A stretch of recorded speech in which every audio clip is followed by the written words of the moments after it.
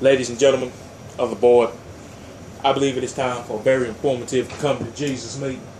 Now, in this meeting, I want to start off by saying I don't see how many of you can keep getting duped by the same thing every year after year after year. So I'm going to use the fiscal model to teach you, the gamers of this generation, what's really going on. Because a lot of you guys will be like, I don't understand how so many people can constantly drop money down the poo-poo platter known as the toilet to that company known as EA. I don't know how many people can buy games from Activision who can keep getting the same Call of Duty reiteration and regurgitated pile of dog feces every single year. Now they're bringing 200% dog in the next game, and people are still going to throw their hard-earned cash at it.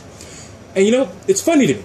It really is, because some of you guys who say that will then go out and buy the next reiteration of Street Fighter 4. Y'all got hyped when y'all saw Street Fighter 4 Ultra Edition coming your way in 2014. You guys were hyped for that, even though it's going to be the same regurgitated stuff that you played in the other games, such as Street Fighter X Tekken. Yes, those characters were ports. You were paying all this deluxious and scrumdiddly-umptious cash for a port that is just going to be merged as a DLC package with your new game. Sure, there'll be a couple of balance fixes, but for all of you people who are going to say that you're going to go buy Street Fighter 4 Ultra, but you're not going to buy Call of Duty for all aforementioned reasons A to Z, you are a hypocrite. And we're going to talk about this, because you see, let's say you go out, you buy yourself a retail game. This gen. You're going to have a 20, a 40, and a 60. Oh, excuse me, that's 100. A 60. Maybe a couple of dollars for tax. So we'll give you $63. 63 big ones. Gone. Well, we all know how Call of Duty works. You're going to drop yourself a DLC. $20. That is now $83 going to one game, one purchase, one IO. Next year, another $100. Year after that, another $100. Year after that, well, we all know we ain't crazy, Tim. Another $100. Oh, another DLC came out, $20. You see where this goes? It becomes a vacuum of a game that is only good for 365 days after its initial inauguration into the gamer household. How do I know this? They make a game every year. So what does that mean? After a year, your player base is substantially and pretty much, oh, I don't know, crazy divided. Because you'll have people playing the Black Ops, or you'll have people playing the Modern Warfare, decreasing your fun value because they can't stick with one game and call it good and let it sit for a few years. Because that's not how this works. It's like a Madden. One game becomes obsolete as soon as it is spawned past a year past release. Yet you will keep going out and shelling out that money for that Call of Duty. With the fighting game community, I think I need to talk about this because I saw Evolution, and a lot of you guys like to build hype around a lot of these fights. And I'm going to call out one game specifically, Injustice. What was that? What was it? I'm an Injustice player, but what was that? Laser. There was no hype. The crowd had no hype. Nobody cared. NRS paid for their game to get on the stage. That game shouldn't even been there.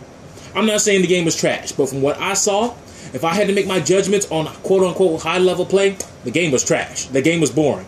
We had a Skype call watching Evo, and we had someone fall asleep at the desk because of I-beam, Superman. Hey, look, there's a Green Lantern and a Green Arrow. I-beam, Superman wins. The hypest moment in the crowd was when Superman stood up and said, and then sat back down. In Street Fighter, when we saw the Shoto characters just Hadouken, Air Hadouken, EX Hadouken, Ultra! Really? And this is what you're going to shovel out that obscene amount of money for, to do the same thing over and over again, because apparently it's high-level play experience? Okay. I mean, that's fine. That's what you want to do.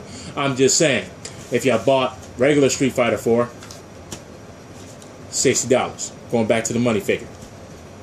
Got DLC, roughly $20. So we at $80 now. However, if you bought all that, and then soon around the horizon, oh, it's now Street Fighter with Super in front of it.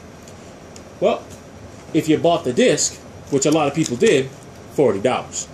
So we spent $100, and only 40 of it went to a game that you could play in the here and now. However, there are some people getting Super Street Fighter 4, you know, the big one, arcade edition. It's another $20. So that's 20, 40, 60, 80, 100, 120, 140. Going to a game that, let's face it, only has one version that's worthwhile. So if you wouldn't play $140 for a regular Street Fighter game, you pretty much essentially just paid $140 for the same game. It's really all you're doing is paying $140 for patches. Now, if you, for whatever reason, don't have a patched version, you're going to have to pay a little bit more than the typical man. So, if you want the digital download, you could pay $15 extra.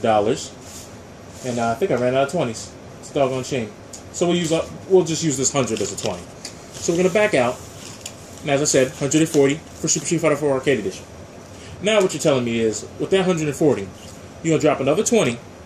Well, excuse me. It'll be 15. So this will just be 15. There's no $50 bill, so let's go with 15. You're going to drop 15, which will then make, what's that, 155? But if you're going to get the actual digital download, that's 115 or 155. However, you're actually going to go out and get the disc, that's $40. So we can actually use this. Now you spent $180 for one game in its life cycle, in which the other 3 previous payments mean nothing, for they are not even games that are even worthwhile. Don't have a story. They're just simply made as online placeholders. Really? Alright. Maybe I'm crazy. I mean, some of you guys out there have money to blow. I have money to blow as well. But if I'm going to blow it on something, it's going to be on something a little bit more intelligent than the same thing 5 times in a row. You guys complain about people eating at McDonald's all the time, and then you go out and you just do this. Personally, McDonald's at least feeds somebody and keeps people alive, and it's killing them slowly, but Jesus, at least it's getting somewhere. I hope this come to Jesus meeting helped you realize the value of money. And yes, a lot of you see a lot of these dollar bills. A lot of them. Tip money. Tip money.